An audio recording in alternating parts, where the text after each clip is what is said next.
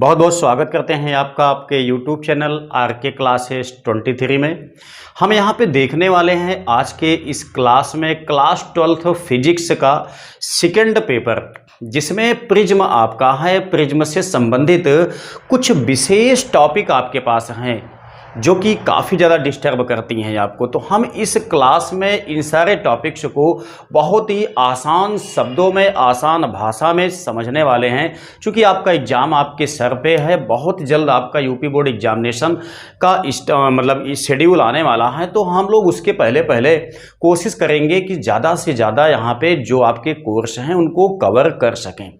मैंने इसी लेसन से कई क्लास अपलोड किया है अपने इस चैनल पे, जो कि बहुत ही शानदार के क्लास आपके बनाए गए हैं। तो आप लोग चाहें तो वहां जाकर के देख सकते हैं। वो सारे के सारे टॉपिक जो आपके हैं बहुत ही शानदार तरीके से डिफाइंड किए गए हैं।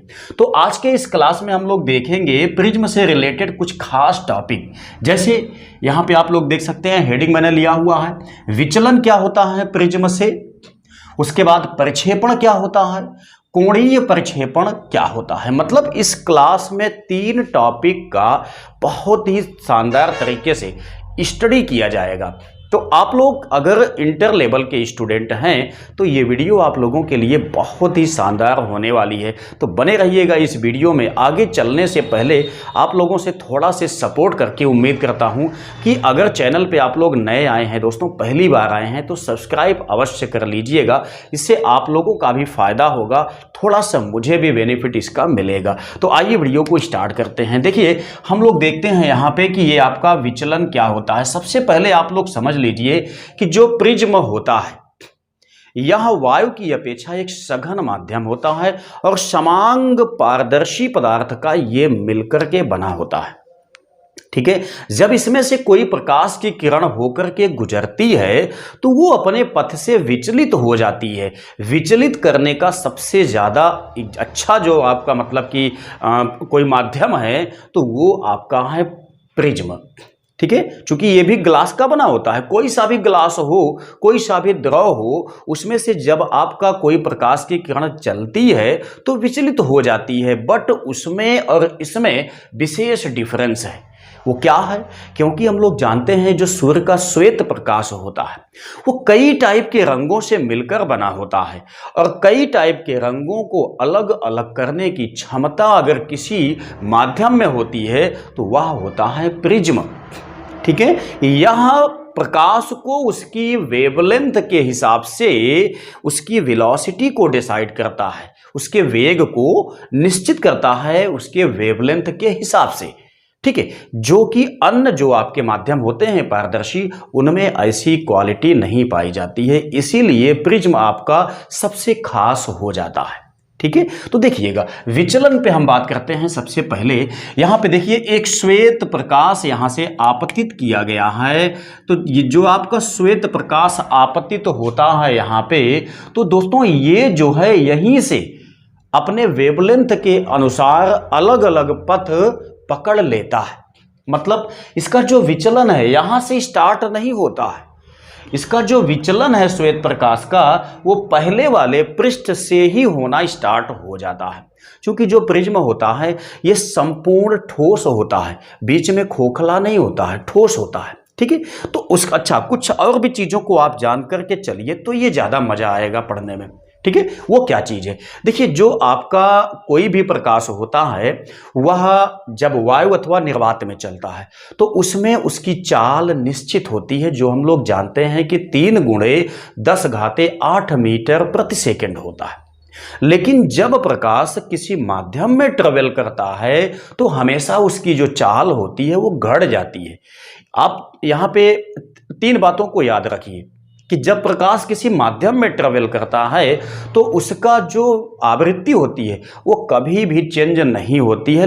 तो इन्हीं अवयवों के चेंज होने की वजह से ही ये विचलन हमें देखने को मिल जाता है।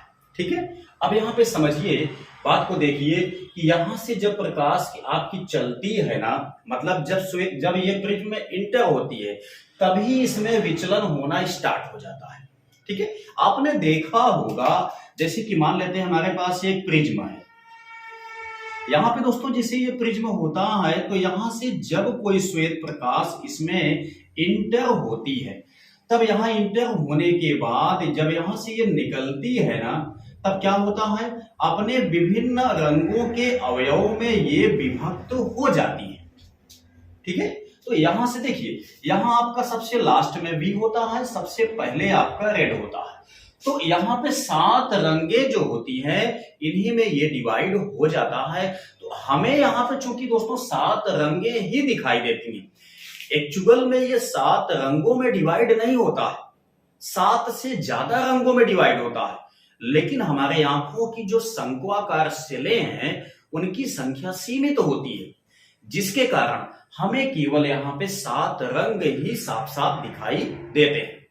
इससे ज्यादा जो रंग होते हैं वो हमें बिल्कुल भी दिखाई नहीं देते हैं। वास्तव में यहाँ पे पराबैंगनी भी होती हैं, अवरक्त भी होती हैं, इसके बाद भी बहुत सारी किरणें होती हैं, ठीक है, लेकिन वो हमें साफ साफ दिखाई नहीं देती हैं। तो आप लोग समझिए, तो यहां से जब मतलब ये प्रकाश आपका निकलता है, यहां से इंटर होता है, तो यहीं से विचलन होता है।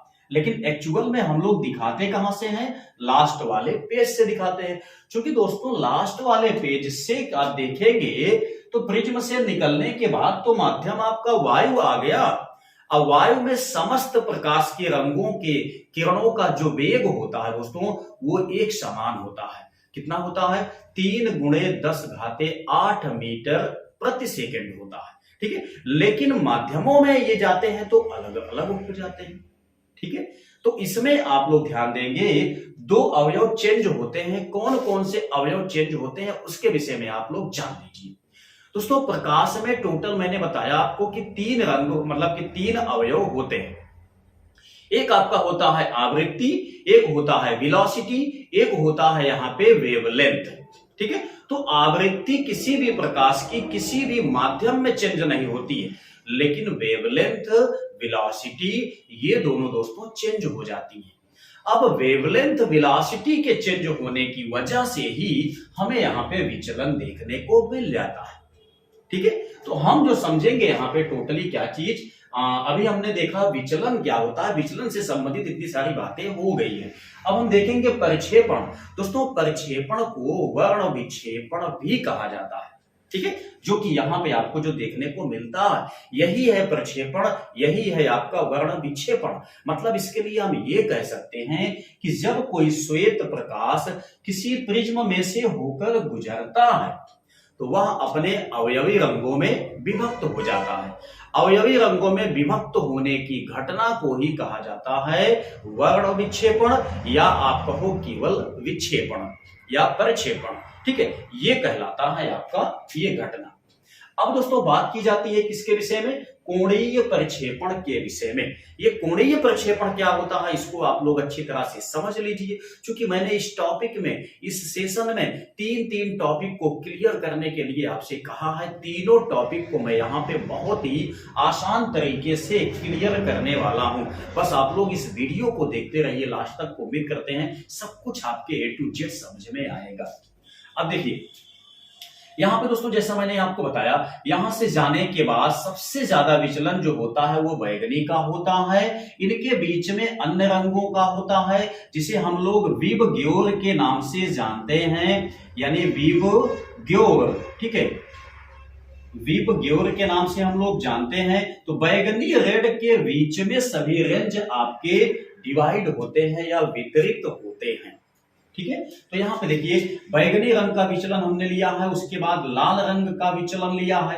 अब दोस्तों देखिए दोनों को देखें तो प्रकाश हमने यहाँ से आपतित किया है तो प्रकाश को सीधा ऐसे जाना चाहिए, लेकिन यहाँ से दोस्तों इनका विचलन हो गया है। अगर हम विचलन को पीछे डॉट लाइन से मिलाते हैं तो किसी बिंदु पर ये मिलते हैं या मिलते हुए प्रतीत होते हैं। जहां पे दोस्तों ये मिलते हैं या प्रतिच्छेद करते हैं, इनके बीच में जो कोण बनता है वही कोण कहलाता है कोणीय प्रक्षेपण। इसे थीटा से दर्शाया जाता है।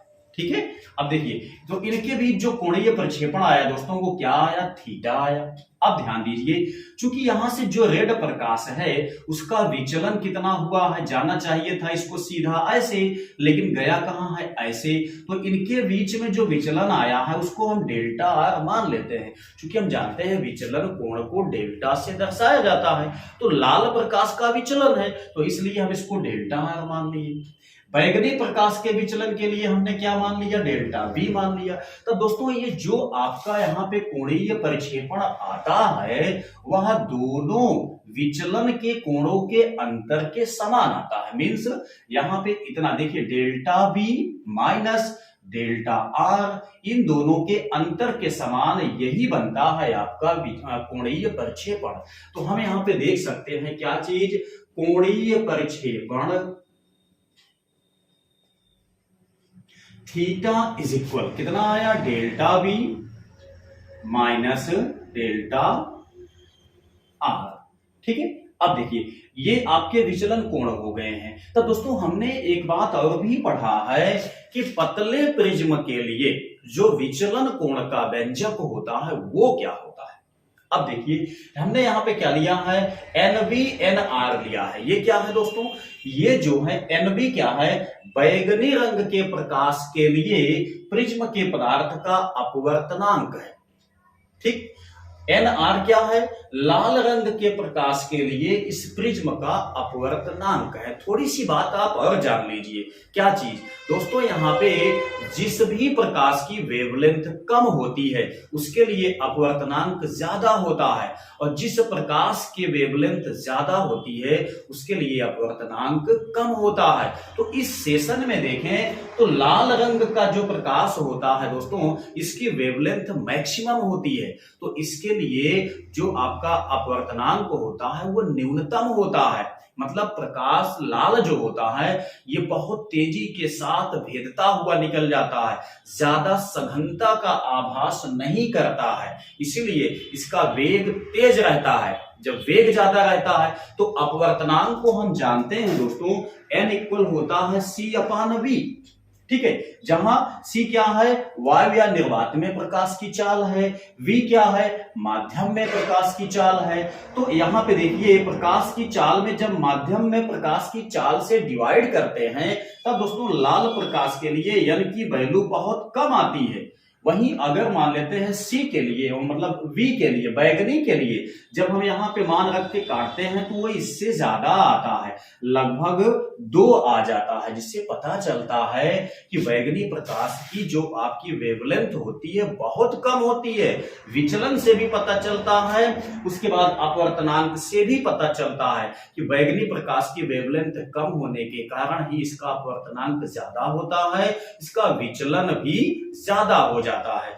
लाल प्रकाश की वेवलेंथ ज्यादा होने के कारण इसका विचलन भी कम होता है और इसका अपवर्तनांक भी कम होता है। ठीक है। अब देखिए तो हम पतले प्रिज्म के लिए दोनों चीजों को लेके चले तो हम लिखेंगे पतले प्रिज्म के लिए। दोस्तों आपने पढ़ा होगा पतले प्रिज्म के लिए जो आपका विचलन कोण होता है उसका सूत्र दोस्तों क्या होता है, डेल्टा इक्वल होता है n-1 इंटू a। ठीक है, इसी सूत्र से हम लेके चलेंगे किसके लिए, लाल प्रकाश के लिए। दोस्तों क्या होगा, लाल रंग के लिए हम देखते हैं तो डेल्टा आर इज इक्वल, यहां पे दोस्तों आपका क्या है, लाल प्रकाश के लिए अपवर्तनांक हम लगाएंगे, क्या लगाएंगे, एन आर लगाएंगे। तो यहां पे एन आर -1 इंटू ए क्या है दोस्तों, ए आपका प्रिज्म का कोण है। यहां पे जो कोण बना हुआ है ये प्रिज्म का कोण कहलाता है, तो ए आपका प्रिज्म का कोण है, ये हो गया। अच्छा हम यहाँ पे बैगनी के लिए निकाल लेते हैं विचलन, तो delta V is equal NV-1 into A हो गया। अभी आप इन दोनों वैल्यू को यहाँ पे पुट कर दीजिए, इसको मान लेते हैं इक्वेशन फर्स्ट। तो दोस्तों यहाँ पे कोणीय प्रक्षेपण theta is equal delta we के स्थान पे हम लिखेंगे NV-1 into A minus delta are के स्थान पे लिखेंगे NR-1 इंटू ए। ठीक है। अब इसी को हमको काट पीट कर देना है, ठीक है। तो देखिए थीटा इज इक्वल, हम क्या काम करते हैं, ए को कॉमन खींच लेते हैं सबसे पहले, इससे हमारा आसान हो जाएगा। तो एन माइनस 1 हमने ए को कॉमन खींच लिया है दोस्तों, बगल कर दिया, देखिए दोनों में ए है, ठीक है। इतना हो गया, माइनस ये हो गया दोस्तों एन आर, माइनस से मल्टीप्लाई होगा तो ये प्लस में हो जाएगा, 1 से 1 दोस्तों यहाँ पे कट जाता है, तो थीटा इज इक्वल आता कितना है, एन वी माइनस यहाँ पे आ गया एन आर, ये दोस्तों बगल में क्या आ गया ए, ये आपका कोणीय प्रक्षेपण का व्यंजक है, ये अपवर्तनांक के पदों में है, ये आपका जो है विचलन कोण के पदों में है, ठीक है। तो आप इसको भी जहां चाहेंगे वहां आसानी से इस्तेमाल कर सकते हैं अपने न्यूमेरिकल को सॉल्व करने के लिए। दोस्तों इसमें जो न्यूमेरिकल आपको मिलेंगे ना वो इसी से रिलेटेड मिलेंगे। आप अपवर्तनांक आएगा, उसके बाद विचलन कोण आएगा, प्रिज्म का कोण आएगा, अनेकों टाइप के आपके यहाँ पे एग्जाम्पल बनेंगे, न्यूमेरिकल बनेंगे, उसको आप लोग आसानी से सॉल्व कर पाएंगे अगर ये चीजें आपको पता है तो, ठीक है। तो यहाँ पे आपका प्रिज्म से विचलन कैसे होता है, प्रक्षेपण क्या है, या उगाड़ विक्षेपण क्या है, या दोस्तों कोणीय प्रक्षेपण क्या है, तीनों के विषय में हमने यहाँ पे एक्सप्लेन करने की कोशिश किया। उम्मीद करते हैं कि आप लोगों को ये क्लास समझ में तो निश्चित ही आ गया होगा।